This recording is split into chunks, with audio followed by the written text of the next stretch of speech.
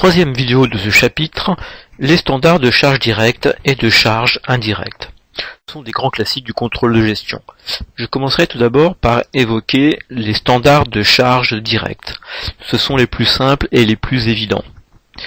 Pour un élément, un facteur de coût, tel que la matière première ou encore la main-d'œuvre directe, le calcul est simple. Je donnerai le coût en prenant la quantité standard utilisable multipliée par le coût unitaire standard de ce facteur.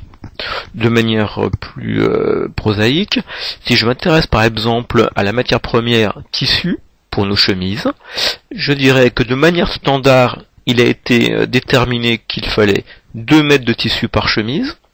Et par ailleurs, on nous fournit l'information sur le coût unitaire. Le mètre de tissu est prévu à un prix de 5 € le mètre. On peut donc dire que pour chaque chemise, nous avons un coût standard charge directe de tissu qui va être de 10 €. Une réflexion similaire peut avoir lieu pour la main-d'œuvre directe. Une chemise en termes de réalisation demande 10 minutes de travail manuel. Ce travail manuel est rémunéré à 60 € de l'heure, ce qui veut dire que, a priori, il y aura pour 10 € de travail manuel par chemise. Ceci à la prévision. Les standards de charge indirecte sont un peu plus complexes.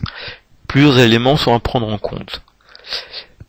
Tout d'abord, quand on parle de charge indirecte, cela nous renvoie à un centre d'analyse. Et pour celui-ci, il va y avoir une définition d'un côté d'une activité standard et de l'autre d'un coût d'unité d'œuvre.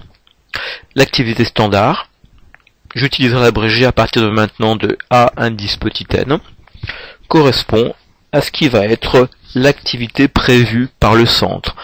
Par exemple, on constituera que ce centre, normalement, doit pouvoir fabriquer 500 chemises.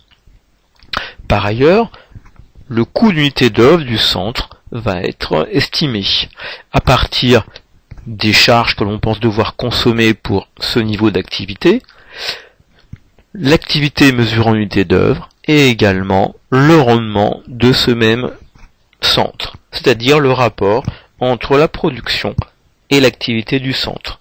Par exemple, je dirais que je fabriquerai 4 chemises à l'heure.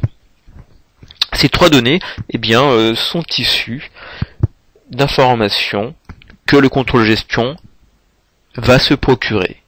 Tout d'abord, ce sont des facteurs issus des études techniques de la production. Ce sont également les projections sur l'avenir qui vont être fournies par la direction générale de l'entreprise. Et puis également des études statistiques qui nous permettent d'ajuster tout ceci en fonction du vécu, c'est-à-dire du passé de l'entreprise. Ces charges indirectes vont donner lieu à l'établissement d'un budget que l'on verra un peu plus tard, c'est le budget flexible.